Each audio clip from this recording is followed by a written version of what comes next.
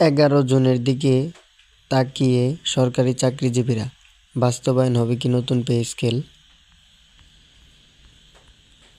আগামী 11 জুন বিকেল 3টায় জাতীয় সংসদে উপস্থিত হতে যাচ্ছে 2026-27 অর্থবছরের বিশাল জাতীয় বাজেট।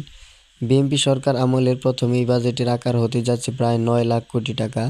নতুন রাজনৈতিক বাস্তবায়ন। তারেক রহমানের নেতৃত্বে এই বাজেটকে ঘিরে সরকারি কর্মচারীদের মধ্যে যেমন রয়েছে আকাশচুম্বী প্রত্যাশা, তেমনি বিরাজ করেছে চরম উৎকণ্ঠা। বিশেষ করে নবম জাতীয় বেতন স্কেল এই বাজেটে অন্তর্ভুক্ত হবে কিনা তা নিয়ে এখন পর্যন্ত সুনির্দিষ্ট ঘোষণা না আসায় তৈরি হয়েছে ধোঁয়াশা। বাজেট ও পে স্কেল সংক্রান্ত তথ্যের সারসংক্ষেপ। বাজেট পেশের তারিখ 11 জুন 2026। বাজেটের আনুমানিক আকার 9 লাখ কোটি টাকা।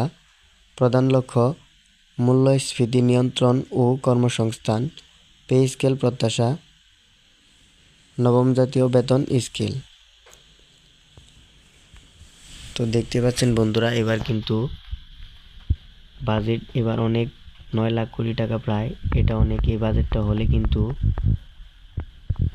অনেক উপকার হচ্ছে বেতন ভাতাদের জন্য। তো বন্ধুরা, আপনারা দেখতে পাচ্ছেন এই বাজেটটি পাস হতে চলেছে 11 জুন বিকেল 3টায়। তো পে স্কেলের নতুন নতুন আপডেট খবর পেতে অবশ্যই আমাদের এই চ্যানেলটি আপনারা সাবস্ক্রাইব করে দিবেন, যাতে করে আপনারা আমাদের এই চ্যানেলের সকল ভিডিওগুলো সবার আগে দেখতে পারেন। তো আমি আপনাদেরকে এই যে ভালোভাবে দেখিয়ে দিচ্ছি কত তারিখে এই পে স্কেল বাজেট হবে।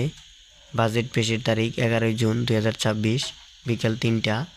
বাজেটের আনুমানিক আয় কিন্তু বন্ধুরা 9 লাখ কোটি টাকা। তো আপনারা বুঝতে পারছেন এটা কিন্তু অনেক বড় একটি বাজেট হতে চলেছে ইতিহাসের মধ্যে।